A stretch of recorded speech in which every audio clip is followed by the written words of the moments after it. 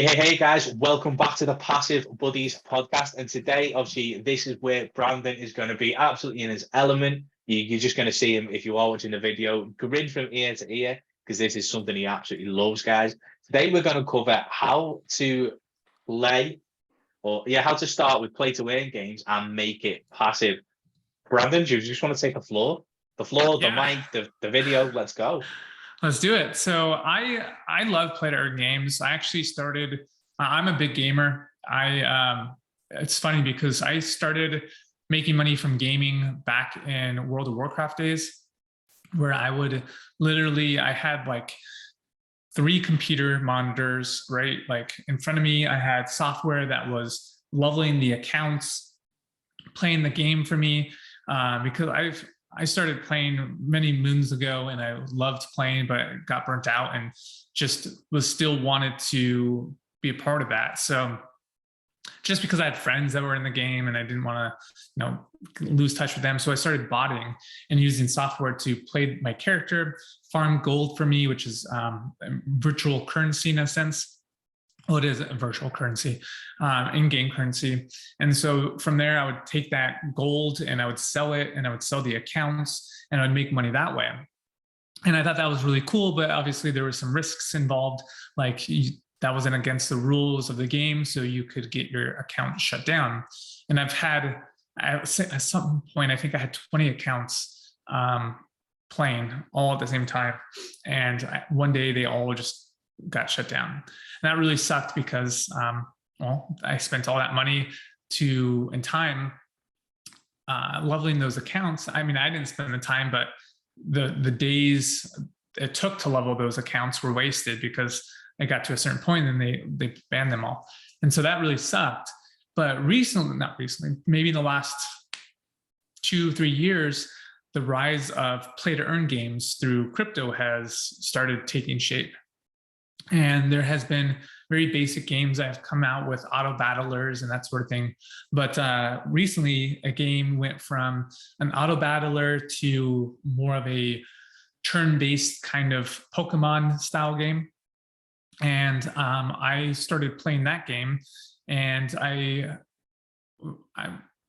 made like maybe $200 in a month. And I was like, I mean, that's pretty cool. But I mean, it wasn't a game I was super into because it wasn't really that fun for me personally, because I'm just not into those types of games.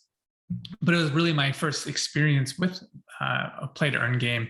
And so I thought that, I could really make a decent amount if I, grinded the levels, not grinded like the levels, but grinded the leaderboard.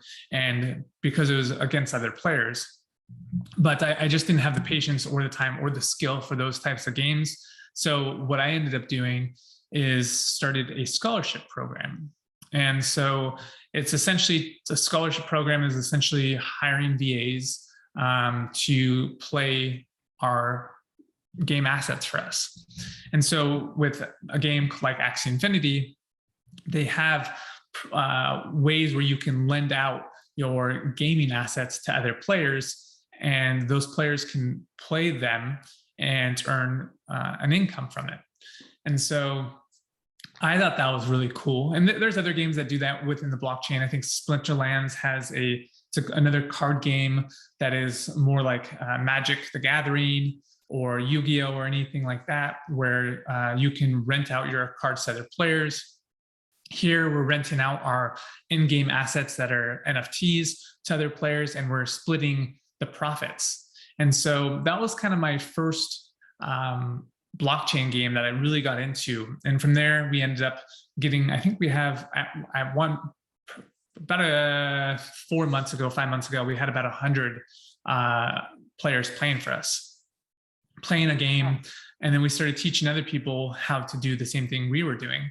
And so we had a large amount. We taught like 110 managers. I would be considered a manager, and who were helping thousands of players play this game, which was pretty cool to say the least, because not 1,000, probably like 800. And so being able to, these players supplement their income by playing a game, but two, teaching people how to do the same thing we were doing. And now we were kind of getting the best of both worlds. We were teaching people how to make money, and then we're actually empowering people to make money from a video game. Well, there's a lot to that, isn't it? There's quite a lot going on and stuff like that. But why do you think play-to-earn games are on the rise and becoming more and more attractive? Like because obviously you can then get that crypto that you've just earned, whether it's, I think it's SLP, isn't it? That you earn in Axie Infinity, and then from there, obviously you can trade it back off to like USD, or like go back into normal currency. Like, why do you think they're so like becoming so popular? Why would someone get into that? So for me, and then kind of the marketing behind it is the players own the assets instead of the developers. So they're giving back kind of the assets that they earned to the players for investing their time in their game. And so, like for instance, when I played World of Warcraft, I play every new expansion. So when the new expansion comes out, I'll play for a month. I'll be offline for a whole month and I'll go hard in that game. But I usually do that with every expansion, but it takes up a lot of time. Like, especially if you want to play at a high level, you're really invested in the character itself and the gear that you got. And at any point that could be taken away. And so when I was botting, for instance, obviously that was against the terms of service. And just like any game, like if you're botting Axie Infinity, it's against their terms of service. But now, like with World of Warcraft, it was against the rules to sell your account to someone else on a third-party site, because it went against their terms of service. You don't actually own the property that is in their game. They own the property. So you are really just renting from them. And so I thought that the appeal to play-to-earn games was anything that you acquire in game, you actually own. So, and it's funny because Diablo 2, I think they started doing this with real world money trading, where you could sell an item that you, like an epic item, on the marketplace for real life money. But they quickly turned that away because I think a lot of countries wouldn't allow it. I was talking to a guy the other day who was making like $2,000 a month just by flipping in-game assets. Essentially, he would get play these games, do like boosts or gold farm, and then sell them on third-party sites. Kind of what I was doing when I was in high school many moons ago. And so now with play-to-earn games, you actually own those assets and you can sell them to other players or trade them or rent them out and earn ongoing cash flow from it. So I think that's why it's appealing. It's because you feel that you own the assets. But I mean, if the company goes belly up, then obviously it's worth zero. But that's just like any game, right? So if you are playing World of Warcraft and they decide to nerf your class or decide to kind of sell, I guess, they're selling their game to Google. So Google or Microsoft is buying Activision Blizzard. So if they decide to just shut down World of Warcraft, then all that time invested is gone. So just like anything, like in the play-to-earn space, like if they shut down or if Blizzard shuts down, then you no longer own those assets. So I think it's a great way to supplement your income by playing a side hobby that you like, or in my case, turning it into a full-time thing where we have 100 players playing this game and earning us money, where we can then, like you said, take it and buy long-term like Bitcoin or Ethereum, or just turn it in for our native government currency, like the pound, the euro, or the dollar. So it's more attractive, obviously, because you, unlike, for instance, obviously, I used to play quite a lot of FIFA, which is obviously the soccer game. And I used to love it. I'd spend hours on it. And obviously, you got nothing in return, like absolutely nothing. But it was fun. So at least now, obviously, people who like gaming and if they like to get stuck into games, they can now actually earn a wage to a degree, and depending on how much you play. Like, for instance, someone who's doing it on their own, who's putting their own time in, and they haven't done the outsourcing, which is very similar to the leverage we were talking about in the last episode. Right. Which so that links very nicely together. So if you haven't caught the leverage of how to make a business work for you, definitely go back to the last episode. So for someone who starts out, and say for instance, let's go with Axie Infinity because obviously it's one of your faves. How much could they earn just doing it themselves? So I think at the peak of the market, I was making like $200 every, like probably a week. How much time are you putting in? Probably a couple hours a day. So I mean, it wasn't a lot. I mean, it was. So it depends on obviously your lifestyle and where you live. So at the peak of the market, most of the players are from the Philippines, and so their cost of living is very, very low. And so a lot of players were in the Axie community were Filipinos, and they loved the game. They were making like way more than their currency at home, and their local government wasn't really supporting kind of just the community. I don't know if this is true, and this is just hearsay, but they're saying their government's very corrupt and blah, blah, blah. The local wages are very low, so they weren't making that much money, and people turn to Axie So you might get Passive Buddies podcast shut down. What was that? So be careful, you might get the podcast shut down. But the Asian countries coming knocking. No. And I said it's just hearsay. I don't know if that's true. So do your own research. But they were making more money from a video game than what they could working a livable wage in their local area.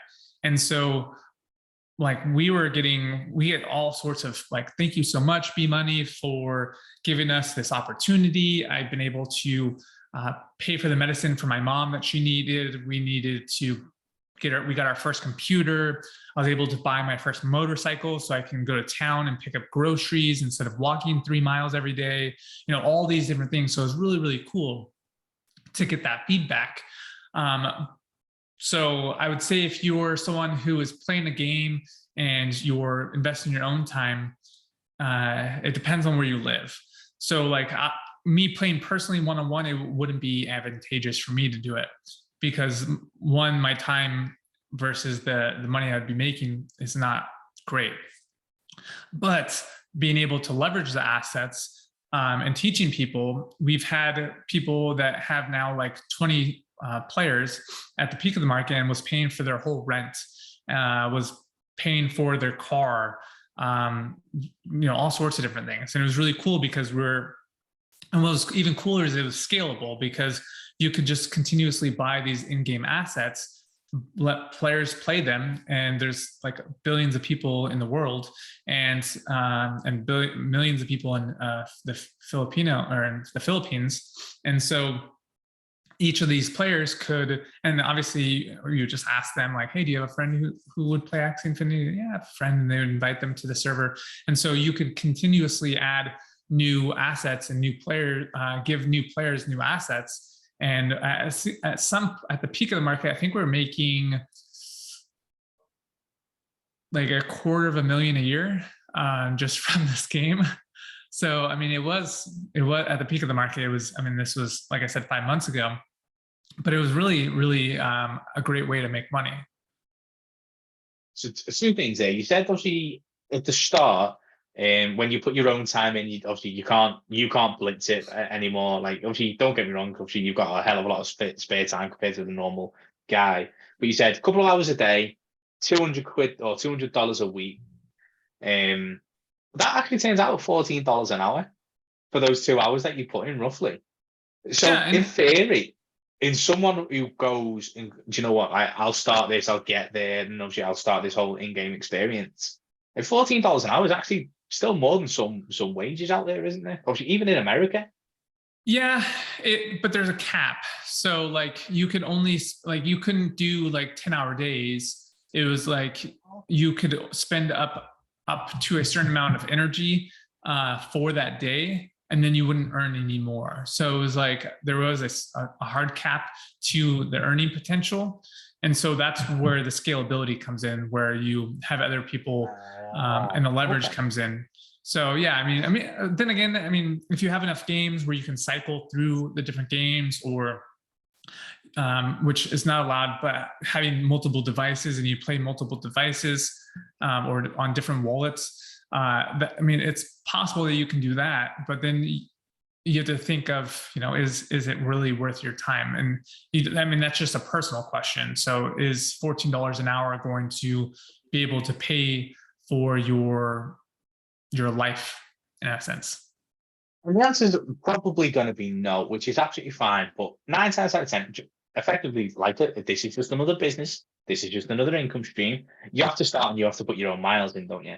Obviously, so you learn the system, you learn everything. So getting that to that point of view, like even like $200 a week, obviously based on 2 hours a day, like that's still what, $800. That's basically someone's rent, isn't it? I'm assuming, depending on your area. No, probably not here in the United States, but in the Filipino countries, definitely they did really well.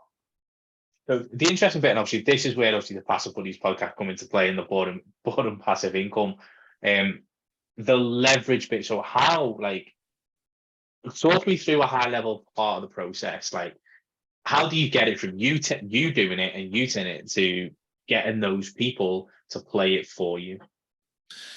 Yeah. So when I was first starting, I didn't know about any kind of scholarship program. And a scholarship program is kind of like just in college, like someone gives you the money to go to college, and it's or partial of your college. We didn't go to college, but to pay for the actual college admission and all the classes and all that. Here, we're essentially giving in-game assets so that they can use to earn money, and they don't have to spend any of their own money. So it's kind of like if I were to describe it, be more like I'm giving someone a house to live in, and any money that they make in that house through their own business, I take a cut. They don't have to pay for anything. They just need to put in the time and the work, and any work that they do, I take a percentage of it. And so from there, we started a Discord channel and called Profitable Gaming Guild, and started talking to people in other Discord servers, being like, hey, are you looking for a scholarship? Because we would be like in the Axie Infinity Discord. And then obviously posting on YouTube, hey, we have scholarships. And then people would obviously search for those terms like scholarship Axie Infinity, see my video, join our Discord. And so I think at one point I think we still have like 1,000, 1,200 players in there that are looking for scholarships. And we have new people that join every day. And then we started our course. And people in our course could come to our Discord and see who was a person that wanted to be in a scholarship or versus someone who already had scholarships. And so we just kind of became like a little hub for people looking for scholarships. And we had managers that were there. So I'd be considered a manager. And we had a good mix. So managers were there to learn how we did things, how to set up their Discord, how to get started in Axie Infinity, how to get players to play your assets and how to set that up, and how to secure those assets. And then the other side of it was the players would invite their friends. We had things and challenges that were within the Discord, little games within the Discord to keep them in the Discord playing. So from there, we just kind of merged the two. We started actually managing other people's in-game assets. So if a manager, say, had 20 scholars, And then this is them leveraging me, right? But then in the reverse, it's me leveraging them too. So in a sense, we would take their wallet and we'd manage their teams for them. So I was kind of like a property manager for their assets, but then I was making money because I didn't have to buy their assets. I just had to manage them and had the players play. So it was kind of a win-win-win for everyone. When that's how you should go into business, with mindset as a win-win-win. And so from there, we just continuously reinvested our money. We take a portion of it and buy new axes, take a portion of it and reinvest it into other games, and then another portion and buy and hold long-term assets. And so that's kind of how we set up our kind of profitable gaming guild. And that's kind of one stream of income now that we use to build out our crypto portfolios. Okay. So it's basically, it's get your feet wet, learn how to do it, then get it outsourced, get into like, can people still join that sort of basic management learning course? Yeah, Is that still an option? Yeah. Yeah, we still have that course. And then we also have our inner circle where pretty much all of our training that we've done, from real estate investing, the remote investor, into the metaverse, which is just like our onboarding for crypto, and then Axie Profits, which is what we just discussed. That's going to be part of our inner circle where people can join and they get all those and ongoing training, bi-weekly master classes, in a sense. Like, we'll be going over how to set up your own NFT minting site and sell NFTs for businesses. So all sorts of fun things. So yeah, they can still definitely check that out. It's okay. Now, obviously, I don't think the intention was to plug this, but it's very, very relevant. Where can they go and find about your inner circle? Where's the best place? Well, we talked about it in the last podcast, so definitely check that out. But we are doing market research, so we don't have a landing page or anything like that. But if you want to start getting into crypto, we do have an upsell for Axie Profits. So boringpassiveincome.com would be our $9 offer on how to get into crypto. We do have an NFT flipping guide there also that you can get. And then the upsell is Axie Profits, where you can learn how to get into Axie Infinity. Or if you ping me on Facebook, then I could talk with you and see what you're looking out of an inner circle and go from there. Nice. Okay, perfect. Well, in that case, I think obviously I'll put the links in the show notes. And I think obviously we'll leave that one there. Have you got any final thoughts? Yeah, there's going to be a lot more games that are coming out. Don't just think that Axie Infinity, if you're not into like trading card games in a sense, there's going to be a lot of other big games coming out with AAA developers that are insane. I mean, we have nodes that support an ecosystem for Gala Games. Big Time is a game that is kind of like, I would say, World of Warcraft, maybe like not Skyrim, but an MMO. So a massive multiplayer online game where you can earn NFTs and sell them on the marketplace. And there's a lot of different games. So definitely do your own research on the types of games. To kind of plug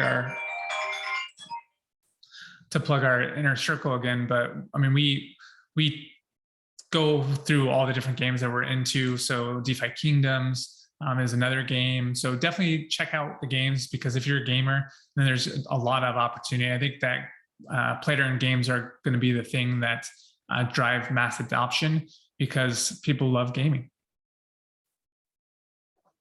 Absolutely fantastic.